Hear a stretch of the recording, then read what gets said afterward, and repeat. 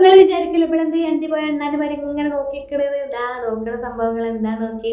അപ്പം നട്ട 12 മണിയായ എട്ടും പെട്ടും തിരിയാത്ത ഞമ്മക്ക് ഒരാഗ്രഹം ചായ കുടിക്കാൻ പോകാൻ.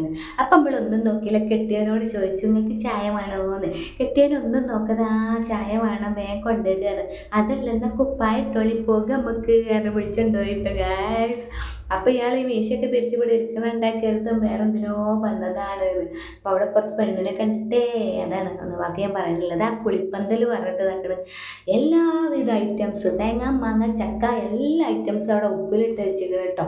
അപ്പം അതും നമ്മളിങ്ങനെ ട്രൈ ചെയ്ത് നോക്കിയിട്ട് ആകെ ലൈറ്റ് മിന്നെ തിളങ്ങണ കാണുമ്പോൾ നമുക്ക് എന്താണെന്നറിയില്ല, മനസ്സിൻ്റെ ഉള്ളിലൊരു കുളിർമയാണ്.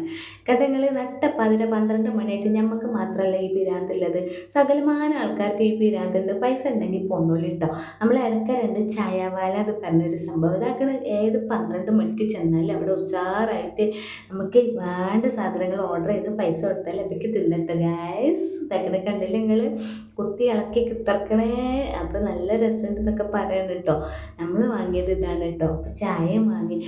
അപ്പം മൂപ്പര് പറയാം എൻ്റെ സ്നേഹത്തിലുള്ള ചോദ്യം കേട്ടപ്പോൾ കരുതി 12 മണിക്ക് അടുക്കളയിൽ പോയി ചായ ഉണ്ടാക്കി തരുന്നത് നമ്മളെ കൊടുക്കാനാന്നുള്ളത് ആ ചോദ്യത്തും നമുക്ക് മനസ്സിലായിട്ടില്ല എന്നും പറഞ്ഞ് മൂപ്പര് അതും ഇതൊക്കെ പറഞ്ഞ് നമ്മളേതെങ്കിലും കൊണ്ടുപോയിക്കണം കേട്ടോ. എങ്ങനെയുണ്ട്?